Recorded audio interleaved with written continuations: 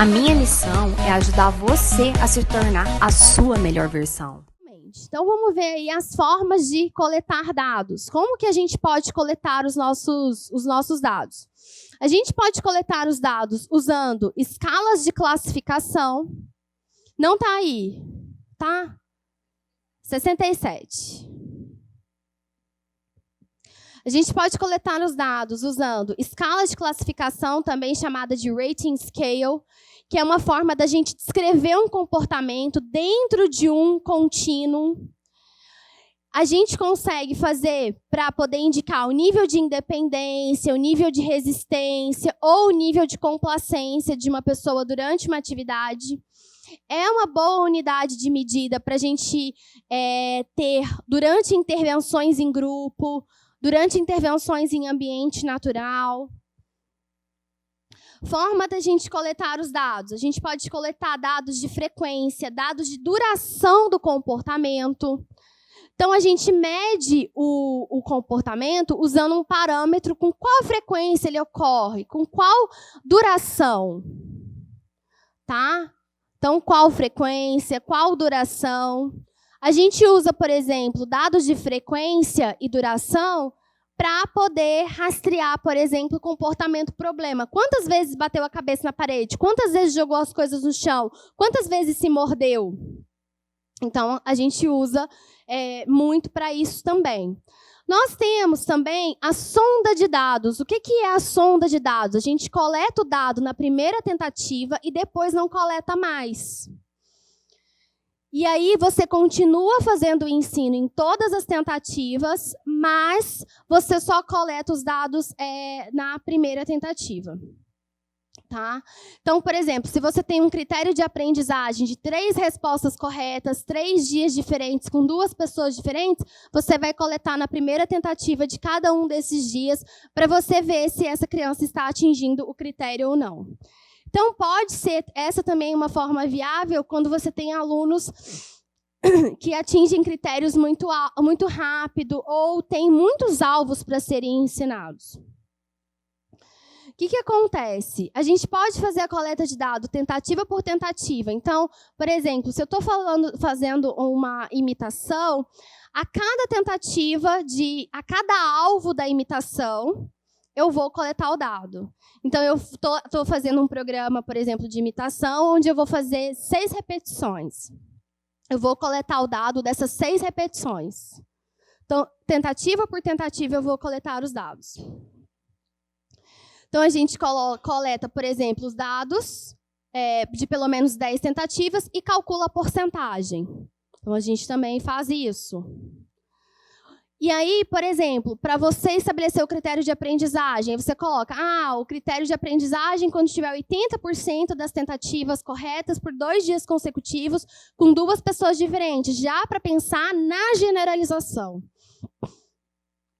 Tá? E aí, algumas crianças precisam de maior exposição aos estímulos, né? Então, esse tipo de coleta é bem adequado para a gente acompanhar qual está sendo a evolução desse aluno. E aí, o que acontece? Muitas vezes, quando a gente tem que coletar dado tentativa por tentativa, dá mais trabalho, porque você vai ter que manejar a criança, manejar os materiais e coletar o dado. E marcar lá o nível de ajuda, ou marcar a resposta correta, um maisinho ou um menos, ou colocar lá o nível de ajuda correto. Então, isso acaba dando mais trabalho. E aí, você tem que dosar, por exemplo, para pensar que você não pode deixar de interagir com a criança para poder ficar coletando dado. Então, esse é um grande problema. Então, muitas vezes, é melhor você coletar. Tira um dia na semana fixo para coletar. O cenário ideal, claro, seria que uma pessoa pudesse aplicar e a outra coletar, né? Esse seria a Ferrari da aplicação. Mas, como essa muitas vezes não é uma opção viável, a gente acaba optando por outras coisas. Se é uma criança mais tranquila, você consegue fazer, beleza. Agora, muitas vezes, esse não é o caso. Então, às vezes, é melhor tirar um dia na semana fixo para coletar o dado, ou coletar só a primeira tentativa, fazer uma sonda de dados e as demais não. Então, a gente usa essas estratégias alternativas. Agora, muitas vezes, é uma criança também com uma dificuldade muito grande, que não está evoluindo num programa de ensino, e aí você vai precisar acompanhar mais de perto a evolução desse aluno. E aí o dado tentativa por tentativa vai ser mais adequado. Mas tudo depende, cada caso. Eu estou apresentando para vocês as possibilidades. Tá? A necessidade de fazer gráfico é muito importante para a gente verificar visualmente a curva de aprendizagem da criança. Então, é importante a gente fazer isso. Então, vamos lá. Vamos pensar em sistemas de dados de ensino intensivo. Então, você pode fazer folha de sondagem semanal, que é isso que eu falei para vocês. Tire um dia na semana para fazer a coleta de dados. Por exemplo, toda sexta é o dia de coletar os dados. É um dia específico. Às vezes, um dia na semana dá para ter 2 pessoas. Então, nesse um dia, faz tentativa por tentativa. Então, assim, você tem que conhecer as possibilidades e ver o que se adequa à realidade de cada um. Folha de acompanhamento de habilidades, ou seja, quantos status essa criança tem, quantos mandos, quantos ouvintes por função, característica ou classe. Fazer realmente a contabilidade daquilo para a gente poder acompanhar o mais detalhado possível a evolução de comportamento verbal dela. Fazer uso dos notebooks com planilhas no Excel, vou mostrar para vocês. Seguindo as habilidades de VibMap ou de outra avaliação, como, por exemplo, os gráficos que eu mostrei, que do VibMap eu não mostrei, mas da Ables eu mostrei. Tá? Então, a gente pode ter gráfico cumulativo para aquisição e gráfico de barra de porcentagem para dados de intervalo parcial, gráficos de linhas para o número de palavras ouvidas por hora ou por sessão. Então, a gente vai precisar dominar um pouquinho aí de Excel ou ter alguém que domine. Ou usar um sistema já pronto para me fornecer esses gráficos. Tá? Que aí eu vou falar disso. Mas antes eu vou dar só 5 passos para vocês manterem os dados organizados. Tirar um dia na semana, geralmente na sexta, ou outro dia que for mais conveniente para a sua prática, para coletar dados. Tá? Destacar aí alvos que vão atender o critério de domínio, por exemplo, eu preciso ter um critério de 3 sondagens aí para que a gente possa passar para um próximo alvo, para um próximo programa, dar aquele programa como encerrado, ou colocar esse programa em manutenção. Então, assim, são diversas possibilidades que a gente pode ter, né? Marcar como aprendido na folha de acompanhamento de habilidades. Então, eu coloco o que foi aprendido e o que já foi adquirido e o que não foi. Então, a gente faz todo um controle disso. Atualizar os gráficos, então é sempre importante. E mover o alvo aprendido para a caixa de aprendidos.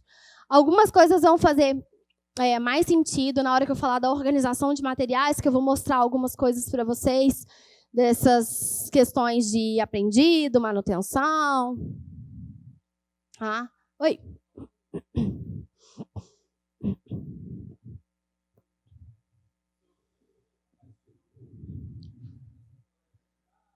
Sim.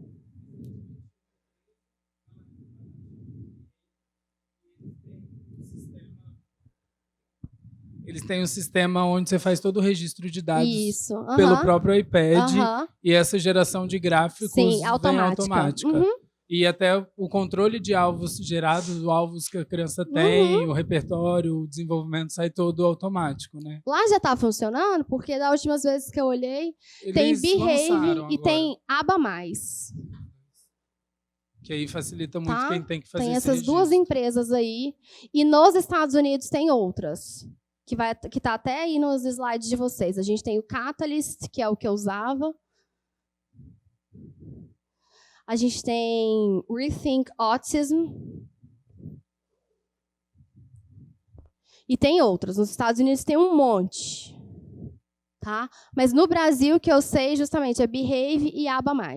Mas eu nunca usei esses aqui. Eu já usei esses 2 aqui. Tá? Então, mas como muitas vezes é algo também que aumenta o custo, uma planilha no Excel resolve.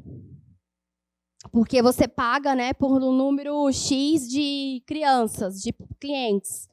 Então, até 10 é X, até 20, Y. Então, isso vai aumentar os custos, então nem sempre isso vai ser possível. Tá? Até mesmo nos Estados Unidos, o discurso deles é o mesmo. Então, muitas vezes, eles usam folha ou Excel ou folha mesmo de papel.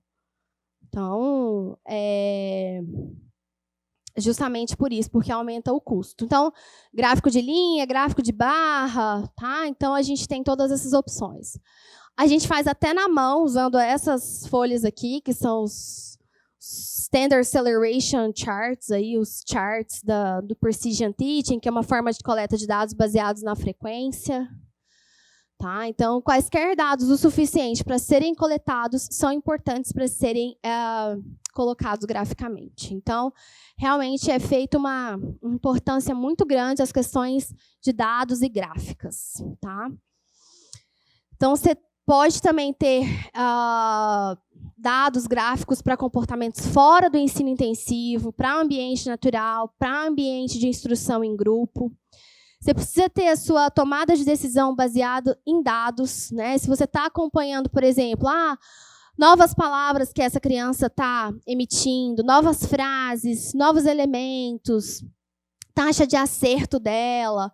Então, todas as decisões para você elaborar programas de ensino, elas precisam ser baseadas em dados, né? No que realmente você tem daqui, do que você já fez até aqui com essa criança. Tá? Então, a gente precisa... Por isso que não adianta...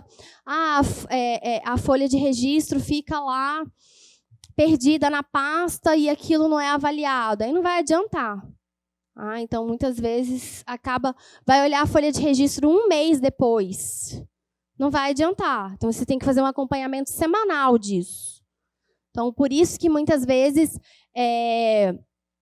ter um dia na clínica onde os atendimentos vão ser realizados por outras pessoas e uma parte da equipe vai ficar por conta de analisar dados e em reunião, faz parte do processo. Então, tem equipes, por exemplo, que deixam todas as sextas-feiras para fazer reunião de equipe, para analisar dados dos clientes, para fazer reunião de equipe. Horas indiretas de trabalho, né, que eu não estou diretamente com a criança, que até eu fiquei sabendo que já tem planos de saúde até pagando por isso, por essas horas indiretas de trabalho. Então, os dados eles devem ser representados graficamente e analisados diariamente, ou pelo menos uma vez por semana. Se você está coletando muitos dados, que você não está representando eles graficamente, que você não está analisando, está sendo uma perda de tempo você coletar esses dados. Então, assim, a gente tem que ter um foco nos dados, eles são importantes, mas a gente também não pode perder o principal, que é o seu contato com a criança. Então, você não pode estar ali o tempo todo com o foco de só coletar dado, e não estar interagindo e fazendo parte do processo de ser reforçador da criança. Então, tudo que a gente fala aqui em termos de dados não anula tudo que a gente já falou previamente sobre parear você mesmo com o reforçador e por aí vai. Então, sistemas eletrônicos que te ajudam na coleta de dados. Excel, o Catalyst, que eu coloquei aqui, e o Rethink Autism. E aí, mais aqueles 2 ali brasileiros, que vai estar tudo em português para vocês. Então, eu tenho feito... Eu tenho testado uma tabela nova, que eu pedi um cara que entende de tabelas para fazer para mim, baseado no que eu queria, que é essa tabela aqui. E aí ela tem a folha inicial, onde a gente coloca os dados, e a segunda que gera o gráfico. Ela está sem nada porque ela não foi alimentada. A gente vai